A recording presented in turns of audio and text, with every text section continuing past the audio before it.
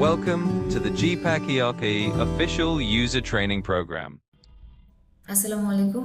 জিপ্যাক standard এডিশনে item create করার প্রসেসটি দেখিয়ে দিচ্ছি। প্রথমে স্টক মডিউলে গিয়ে আইটেম মাস্টার পেজটি ওপেন করতে হবে। স্ট্যান্ডার্ড এডিশনের একটি সুবিধা হলো আপনি একটি পেজের মাধ্যমেই অল অফ আইটেমস ক্রিয়েট করতে পারবেন। আমি একটি আইটেম ক্রিয়েট করার প্রসেস দেখাচ্ছি। ধরে নিচ্ছি এই আইটেমটি আপনার বিজনেসের জন্য ফিনিশ গুডস। আইটেম গ্রুপের পাশে একটি প্লাস আইকন দেখছেন। আইটেম গ্রুপ ক্রিয়েট করার জন্য প্লাস আইকনে ক্লিক করছি। সিস্টেম জেনারেটেড একটি গ্রুপ কোড চলে এসেছে। এখন গ্রুপ নেমটি দিয়ে নিচ্ছি।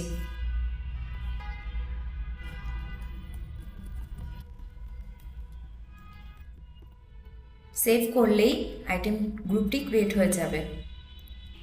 গ্যাজেট এই গ্রুপটির আন্ডারে একটি সাবগ্রুপ ক্রিয়েট করছি। গ্রুপটি সিলেক্ট করে আইটেম সাবগ্রুপের প্লাস আইকনে ক্লিক করছি।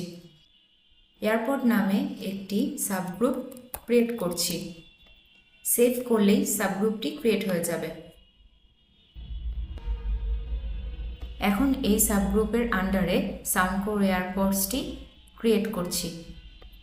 খেয়াল করুন আইটেম লিস্টের প্লাস আইকনটি ডিসেবল দেখাচ্ছে। এক্ষেত্রে প্রথমেই আপনাকে যে সাবগ্রুপের আন্ডারে আইটেমটি ক্রিয়েট করতে চাচ্ছেন সেই সাবগ্রুপটি সিলেক্ট করতে হবে। ধরে নিচ্ছি এয়ারপোর্টস একটি ফিনিশ গুডস, তাই আইটেম টাইপ ড্রপডাউন থেকে ফিনিশ গুডস সিলেক্ট করছি। এখন প্লাস আইকনে ক্লিক করলে আইটেম ক্রিয়েট করার পেজটি চলে আসবে।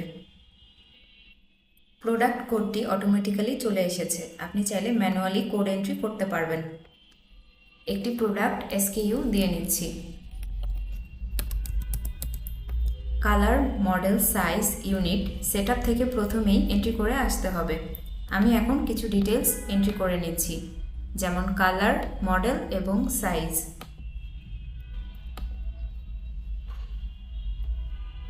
সাউন্ডকোর প্রোডাক্টটি এন্ট্রি করছি।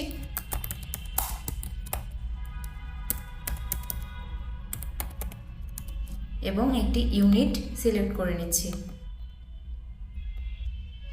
আপনি চাইলে পারচেস এবং সেল প্রাইস এন্ট্রি নাও করতে পারেন, কিন্তু পজ ব্যবহার করলে অবশ্যই সেল প্রাইস এন্ট্রি করতে হবে, কারণ পজে সেল প্রাইস এন্ট্রি করার কোনো সুযোগ নেই। যদি অল্টারনেটিভ ইউনিট মেনটেন করেন, ধরে নিচ্ছি এই প্রোডাক্টের 6 পিসের বক্স রয়েছে, তাহলে অল্টারনেটিভ ইউনিটে বক্স সিলেক্ট করে ওয়ারে 6 এন্ট্রি করতে হবে। এরপর সেভ করলেই আইটেমটি সেভ হয়ে যাবে। এভাবে আইটেম মাস্টার সেটআপ পেজের মাধ্যমে আপনার বিজনেসের অল অফ আইটেম খুবই ফ্লেক্সিবলভাবে ক্রিয়েট করতে পারবেন।